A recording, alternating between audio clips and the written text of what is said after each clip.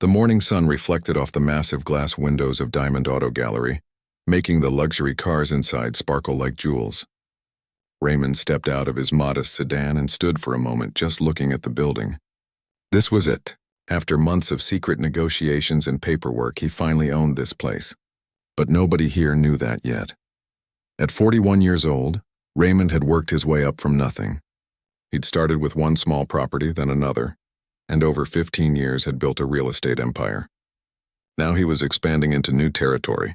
He'd bought this luxury car dealership 2 weeks ago, but he'd kept his identity hidden during the purchase. He wanted to see how things really worked here before anyone knew who he was. Raymond checked his reflection in the car window. Jeans, a comfortable hoodie, and sneakers. Nothing fancy. He looked like any regular guy off the street, which was exactly the point. He wanted the real experience, the truth of how this business treated its customers when they thought nobody important was watching. The automatic doors slid open with a soft whoosh. Inside, the showroom was impressive. The floors were polished marble that clicked under his shoes. Sleek sports cars in red, black, and silver sat under perfect lighting. Well-dressed salespeople moved between customers, their voices low and professional. Classical music played softly in the background. Everything screamed money and class. Raymond walked slowly past a gorgeous silver sports car, running his fingers along the smooth paint. The price tag caught his eye. $250,000. He whistled low. These weren't just cars. They were status symbols, excuse me. The voice came from behind him, sharp and cold. Raymond turned to see a man in an expensive gray suit walking toward him. The man was probably in his early 50s, with perfectly styled hair and a watch that cost more than most people's cars. His name tag read manager. "Can I help you with something?" the manager asked. But his tone said he wasn't really asking. It was more like he was questioning why Raymond was there at all. "Yeah, actually," Raymond said with a friendly smile. "I'm interested in looking at some of your premium vehicles. Maybe taking a test drive." The manager looked him up and down slowly.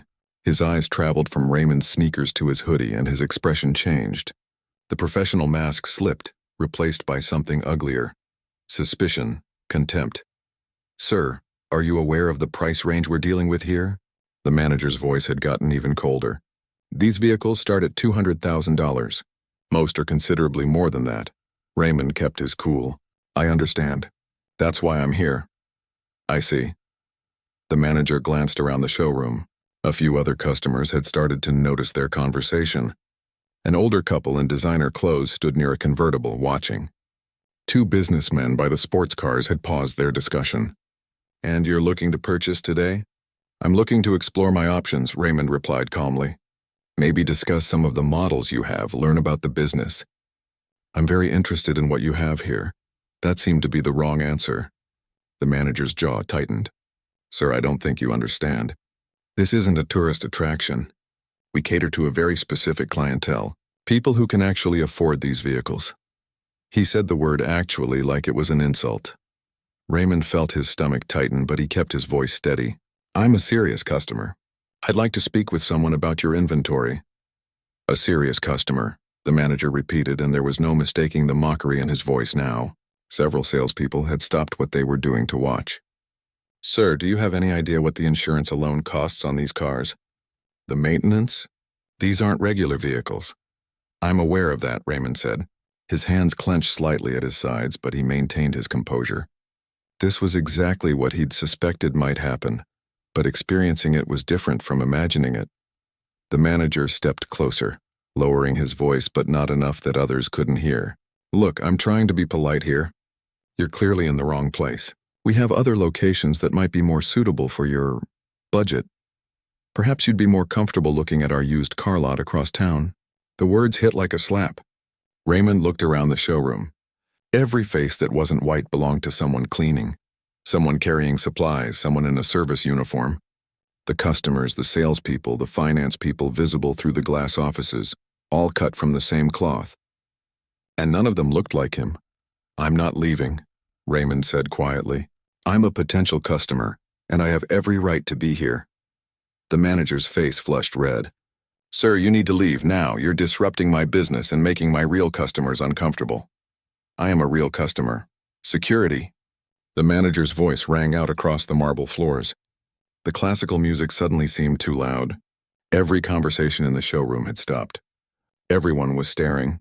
Two security guards appeared from somewhere in the back. They were both big guys, looking uncomfortable with the situation but following orders. The manager pointed at Raymond like he was some kind of criminal. "Escort this gentleman out of the building. He's trespassing." "I'm not trespassing," Raymond protested, but the guards were already moving toward him. "I walked in through the front door like everyone else." "Sir, please come with us," one of the guards said, not unkindly but firmly. He took Raymond's arm. Raymond could have told them right then. Could have pulled out his phone and shown them the ownership papers. Could have ended the manager's career in that moment. But something stopped him. He needed to see this through. Needed to understand exactly what he was dealing with. As the guards walked him toward the door, Raymond looked back. The manager stood there with his arms crossed, satisfaction written all over his face.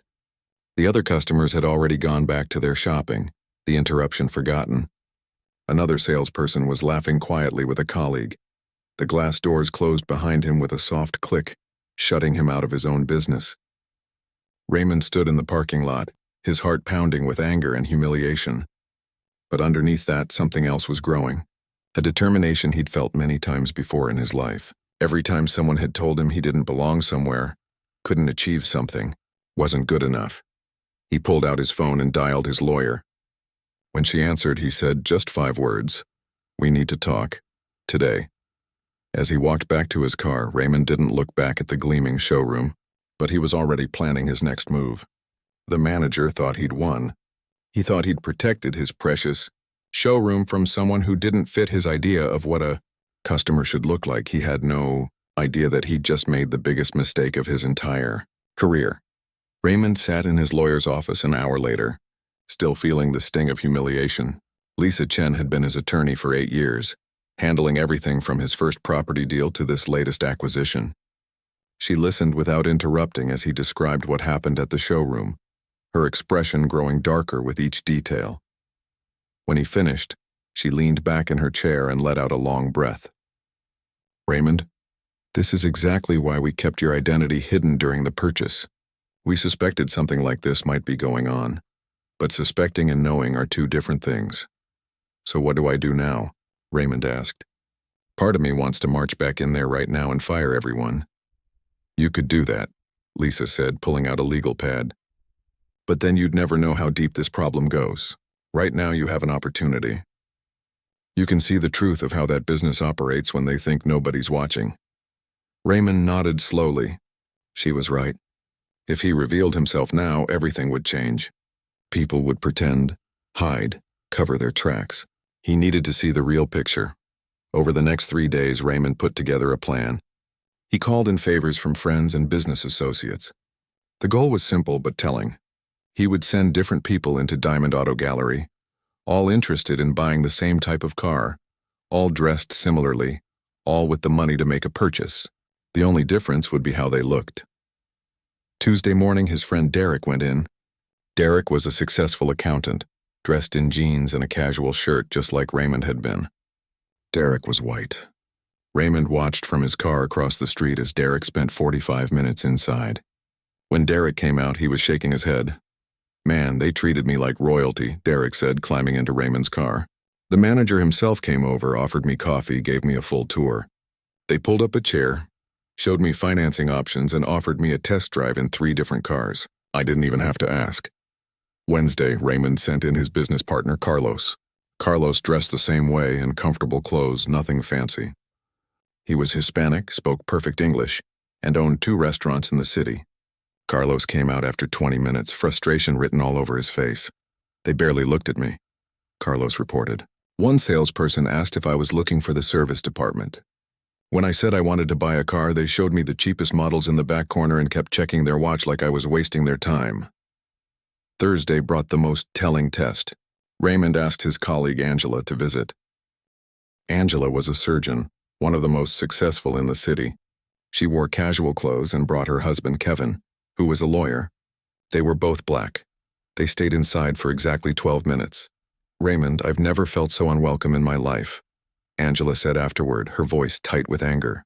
"They didn't offer us anything. No coffee, no greeting from the manager. One salesperson asked if we were sure we could afford to even look at these cars. Kevin asked to see the sports car in the window, and they actually laughed. Said that model wasn't for everyone.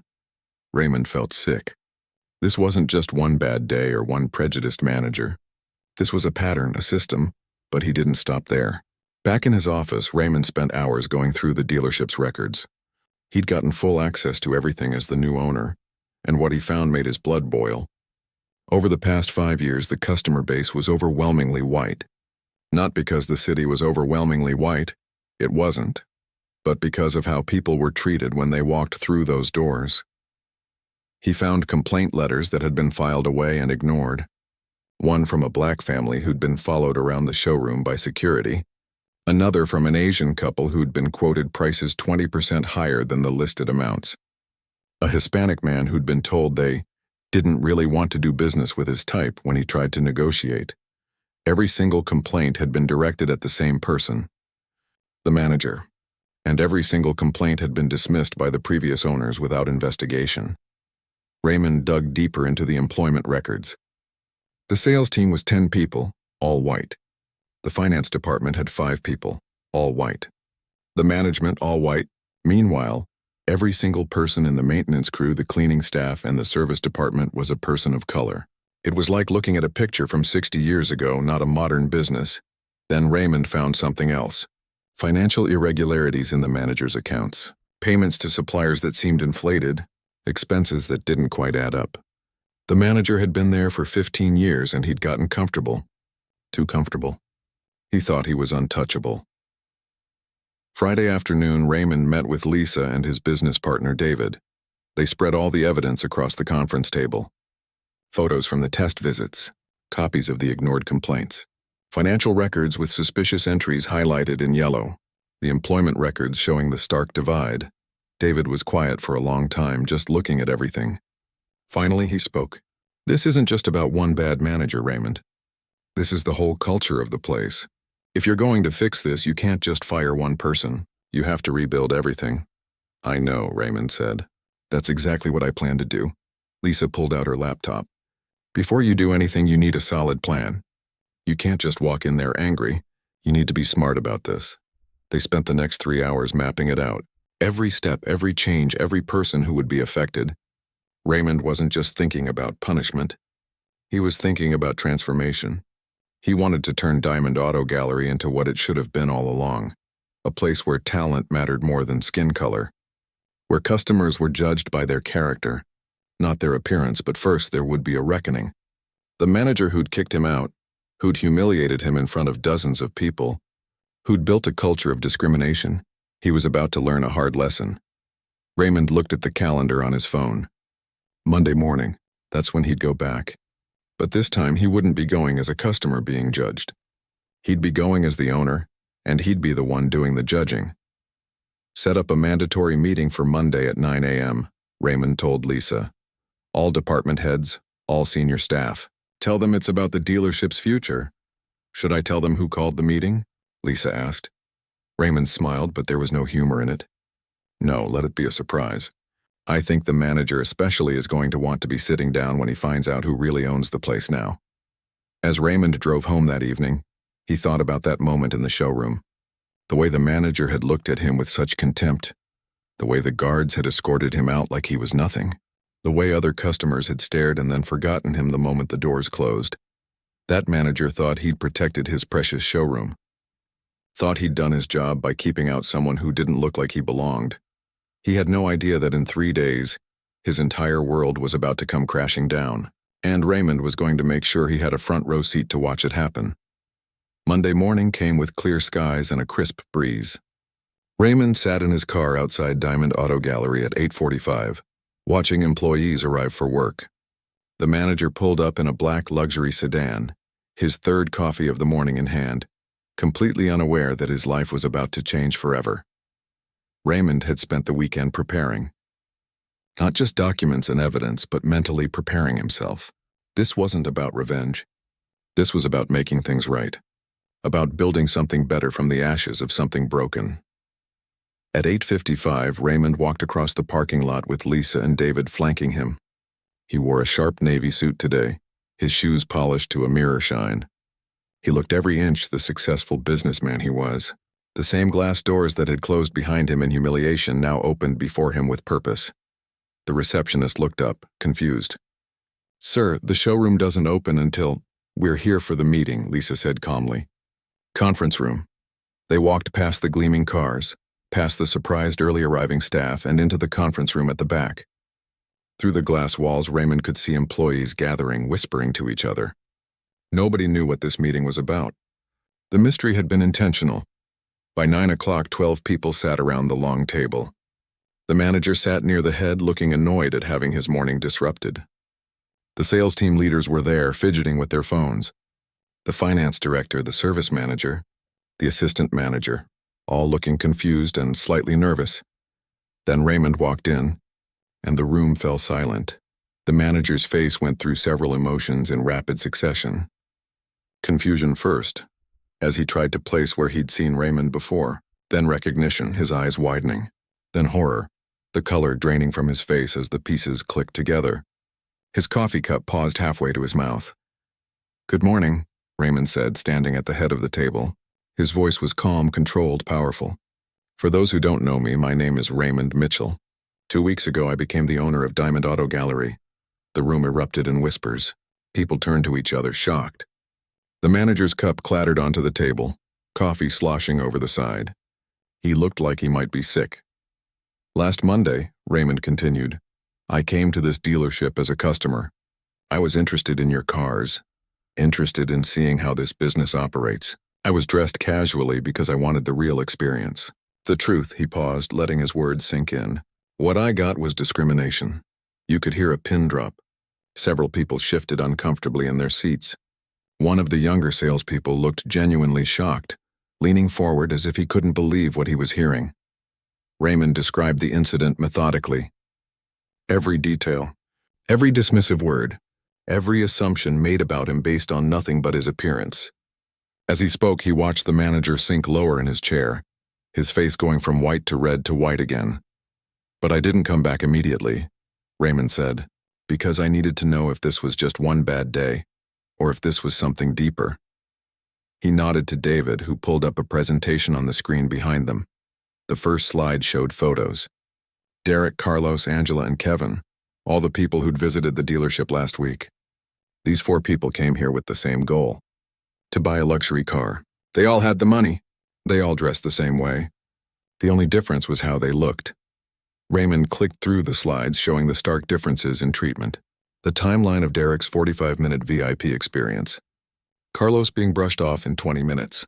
Angela and Kevin being laughed at and asked to leave after 12 minutes. Several people around the table looked uncomfortable now. The assistant manager's hand covered her mouth. One of the sales leaders was staring at the table, unable to meet anyone's eyes. "Let me show you something else," Raymond said. The next slide showed customer demographics from the past 5 years. The numbers told a story that couldn't be denied. In a city where 40% of the population was non-white, less than 5% of Diamond Auto Gallery's customers were minorities. Then came the complaints. Raymond read them aloud one by one. Each one detailed discrimination, disrespect, and outright prejudice. And each one had been ignored, filed away, dismissed as unimportant. The manager's signature was on every dismissal letter. "This is who we've been," Raymond said, his voice heavy with disappointment. "A business that judges people by their appearance instead of their character. That turns away customers based on skin color instead of their ability to pay." He pulled up the employment records. The visual was damning, a clear divide between who got to sell cars and who got to clean them. Who made decisions and who took orders. The manager finally found his voice, though it came out as a croak. "Mr. Mitchell, I can explain." "No," Raymond cut him off firmly. "You can't explain this. There is no explanation that makes this okay. You looked at me and decided I wasn't worthy of basic respect. You never asked my name, never considered that I might belong here." He leaned forward, his hands on the table. "Not just as a customer, but as your employer." The room was completely silent now. Someone's phone buzzed and they frantically silenced it. "But there's more," Lisa spoke up, opening a folder. "We've also discovered financial irregularities. Inflated supplier costs, questionable expenses, payments that don't quite add up." She slid papers across the table to the manager. Your management has been problematic in more ways than one. The manager's face went pale again. His hands trembled as he looked at the documents. His mouth opened and closed, but no words came out. Raymond straightened up. Here's what's going to happen. You, he pointed at the manager, are not fired. Not yet. Confusion rippled through the room. The manager looked up, hope flickering in his eyes. You're going to stay for 2 weeks, Raymond continued. You're going to help with the transition. And you're going to watch as we rebuild this place into what it should have been all along. He turned to the assistant manager. Patricia, you're now the interim general manager. He reports to you. Patricia's eyes went wide. The manager's hope died, replaced by something worse than being fired. Humiliation. He would have to stay and watch his empire crumble, working under someone he'd considered beneath him. For the rest of you, Raymond addressed the room, I'm giving you a choice. We're going to change everything about how this place operates. We're going to build a business based on respect, on opportunity, on treating every customer like they matter. If you can't get on board with that, there's the door. But if you stay, you're going to be part of something better. He let that sink in for a moment. We start today. This afternoon, we begin mandatory training on bias and discrimination. Next week, we overhaul our hiring practices. This business is going to reflect the community it serves. Raymond gathered his papers, preparing to leave, but he stopped at the door and looked back at the manager one more time. You know what the saddest part is? If you'd just treated me with basic human decency, if you'd just seen me as a person instead of making assumptions, you'd still have your career. You did this to yourself. The door closed behind him, leaving the room in stunned silence. Through the glass walls, Raymond could see the manager's shoulders shaking. Whether from anger or shame or fear, he didn't know and didn't care. The transformation of Diamond Auto Gallery had officially begun. The changes started immediately. That same afternoon, Raymond brought in a consultant named Dr. Helen Foster who specialized in workplace diversity. She didn't waste time with pleasantries. For 3 hours, she walked the entire staff through scenarios, showing them their own biases, making them uncomfortable in all the right ways. Raymond watched from the back of the room as people squirmed in their seats. Some genuinely seemed to be learning. Others looked defensive, arms crossed, faces tight. And in the corner, the former manager sat with Patricia standing nearby, watching his old kingdom being dismantled piece by piece. By the end of the week, 3 senior salespeople had quit. They didn't like the new direction, didn't want to change their ways. Raymond let them go without a fight. We're building something better, he told the remaining staff. And that starts with people who actually want to be better. The real transformation, though, came in the hiring. Raymond didn't just want to fill positions. He wanted to find talent that had been overlooked, people who'd been told they didn't belong in places like this. One of his first calls was to the service department.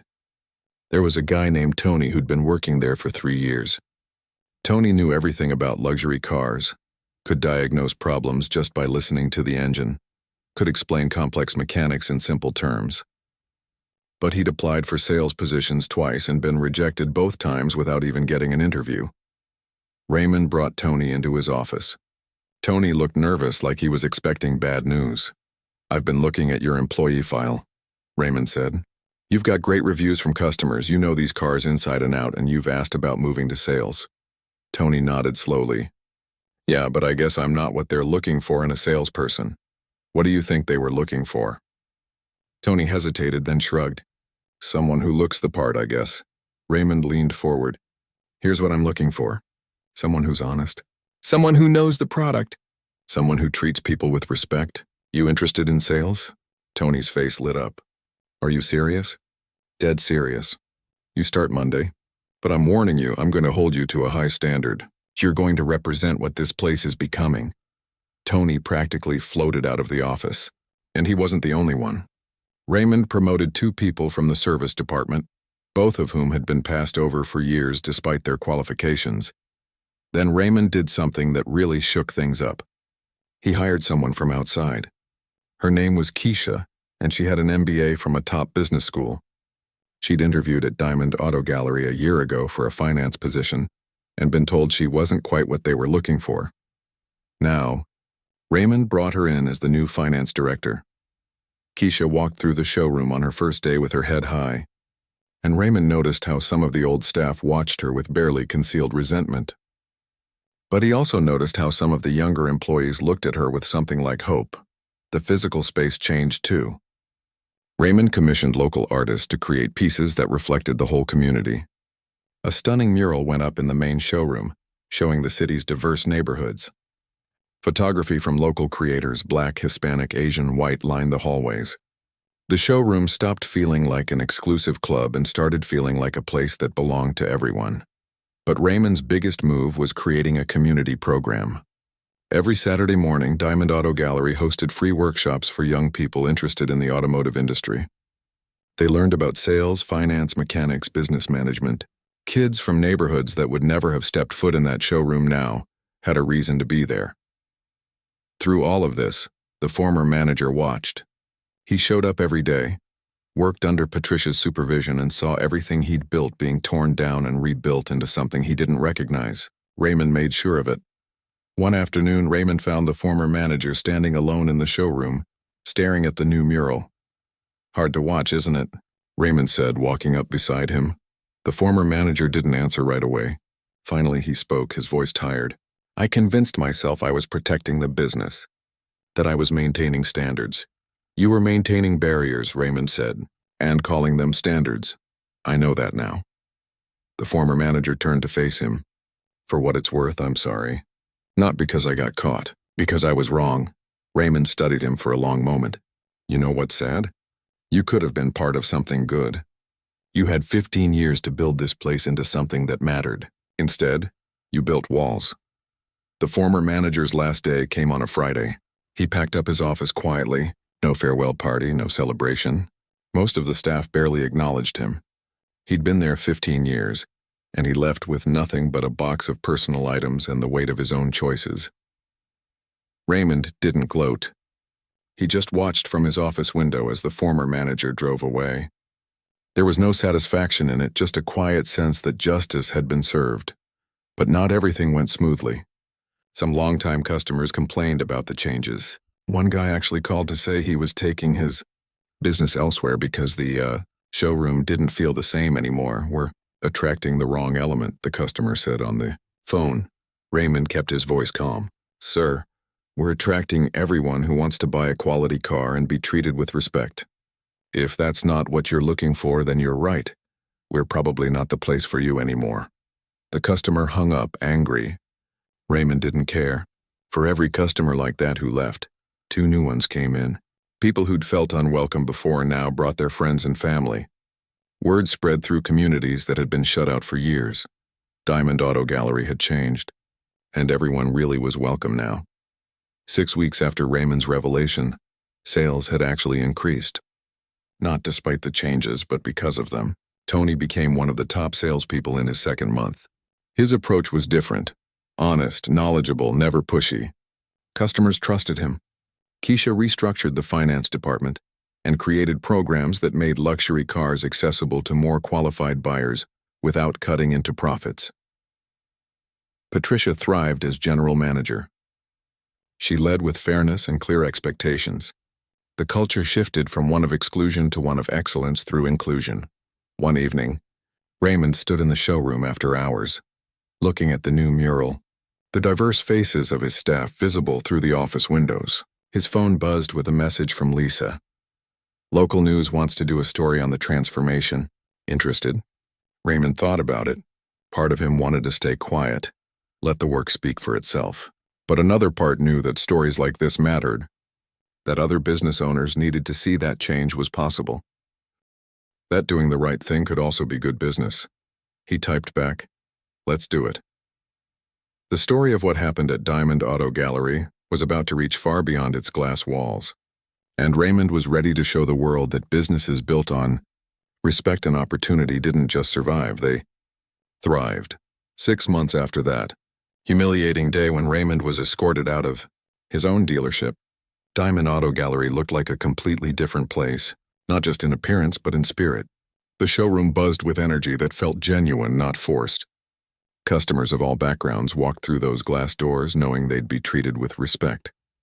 Raymond stood by the window of his office, watching the floor below. Tony was helping a young couple pick out their first luxury car.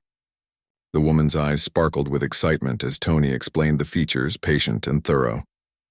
Raymond recognized that look, the same excitement he'd felt years ago when he'd bought his first nice car, back when he was still building his empire one property at a time. The transformation hadn't stopped at Diamond Auto Gallery. Raymond's story had gone viral after the local news piece aired. Business magazines picked it up. National news outlets called for interviews. Suddenly, everyone wanted to know about the man who'd been kicked out of his own dealership and turned it into a model for inclusive business practices. But Raymond wasn't interested in fame. He was interested in impact. He used his platform to speak at business conferences, challenging other owners to examine their own practices. He asked uncomfortable questions. How diverse is your leadership team? When was the last time you looked at your customer demographics? Are you building a business or building barriers? Some people didn't want to hear it. They got defensive, made excuses, but others listened. Raymond started getting calls from business owners across the country, asking for advice on how to make their companies more inclusive. He connected them with consultants, shared his playbook, and didn't charge a dime for the help. His investment portfolio grew too. He started putting money into minority-owned businesses, helping entrepreneurs who reminded him of his younger self, full of talent and drive, but constantly hitting closed doors. He became known not just for his success, but for lifting others as he climbed. One Saturday morning, Raymond came in for the community workshop they now held every week. The showroom had been transformed into a classroom. 20 teenagers sat in chairs arranged in a semicircle, notebooks open, faces eager. These kids came from neighborhoods all over the city, some wealthy, most not. Some had parents who drove luxury cars, others came from families who took the bus. But here, in this space, none of that mattered. They were all just kids interested in learning about business. Keisha was leading today's session on finance and budgeting. Raymond watched from the back as she broke down complex concepts into simple terms, making these kids understand that luxury cars weren't just about money. They were about planning, saving, and making smart decisions. After the workshop, a young man named James approached Raymond. James had been coming for 3 months, never missed a Saturday. He was 17, quiet, always taking notes. "Mr. Mitchell," James said, nervous. "Can I ask you something?" "Of course. How did you know you could do this? Build businesses, buy places like this? He hesitated. How did you know people would let you?" Raymond understood the real question. James wasn't asking about business strategy. He was asking something deeper, about believing in yourself when the world keeps telling you that you don't belong. "I didn't wait for permission," Raymond said simply. "And I didn't wait for people to let me. I just did the work, made myself undeniable, and refused to accept other people's limitations on what I could achieve." He put a hand on James's shoulder. "You don't need anyone to let you succeed. You just need to decide you're going to do it and then put in the work." James nodded, something shifting in his eyes. Raymond recognized that look too. He'd seen it in his own mirror years ago. The news kept getting better. Diamond Auto Gallery's sales had increased by 40% over 6 months. The dealership won an award for community engagement. They'd become the top-rated luxury dealer in the region, not just for their cars, but for their customer service. Online reviews told the story. People felt welcomed, respected, treated fairly. Tony had become the top salesperson 3 months running. His success wasn't about pressure or tricks. It was about genuine care and knowledge. Patricia was thriving as general manager, and the staff under her leadership reflected the community they served.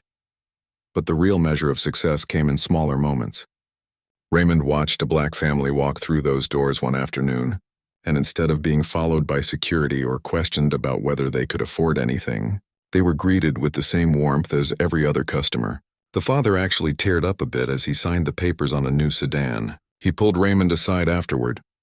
10 years ago, I came here to look at cars," the man said quietly. "They treated me like I was planning to steal something. Today I came back with my family and everything was different. Thank you for that." Those moments made everything worth it, every difficult conversation, every hard decision, every person who'd criticized him for making it about race when he was just trying to make it about respect. Raymond's phone rang one afternoon with a number he didn't recognize. When he answered, the voice on the other end was hesitant, uncertain. Mr. Mitchell? This is Andrew. I used to manage Diamond Auto Gallery. Raymond hadn't heard from the former manager since he'd left 6 months ago. He'd wondered occasionally what happened to him but never reached out. I'm calling because... Andrew paused. I wanted you to know I've been doing a lot of thinking about what I did, how I treated people. I've been volunteering at a community center trying to, I don't know, make up for some of the damage I caused. His voice cracked slightly. I can't undo what I did. But I wanted you to know that I'm trying to be better. Raymond was quiet for a moment. That's good, Andrew. That's really good. I don't expect forgiveness or anything. I needed you to know that what happened changed me. I see things differently now. They talked for a few more minutes, then said goodbye. Raymond hung up feeling something he didn't expect. Hope. Not everyone who made mistakes wanted to change, but some did, and maybe that mattered. That evening, Raymond stood in the empty showroom after everyone had gone home. The lights reflected off the polished cars and the city lights twinkled through the massive windows. He thought about that day 6 months ago when he'd been escorted out of this building, humiliated in front of strangers. At the time, it had felt like the worst thing that could happen. But now, looking at what Diamond Auto Gallery had become, at the lives that had been changed, at the doors that had been opened, he realized that moment of humiliation had been a gift in disguise.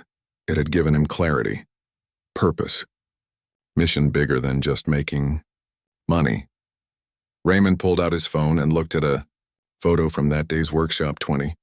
Kids of all backgrounds sitting together, learning, dreaming, believing that success was possible for them too. On his office wall, he'd hung a simple plaque with words that had become his guiding principle. Excellence has no color. Opportunity should have no barriers. Diamond Auto Gallery had become more than a business. It had become proof that when you tear down walls and build bridges instead, everyone rises. The customers who'd been shut out now had somewhere to go. The employees who'd been overlooked now had careers. The kids who'd never imagined working in a place like this now had role models who looked like them. And Raymond, who'd been judged unworthy of basic respect, had turned that moment of rejection into a movement of change. The glass doors that had closed behind him in shame now opened wide for everyone. And that, Raymond thought as he locked up for the night, was the truest measure of success. Not what you achieve for yourself, but what you make possible for others. The lights of Diamond Auto Gallery went dark, but the impact of what had been built there would shine for years to come.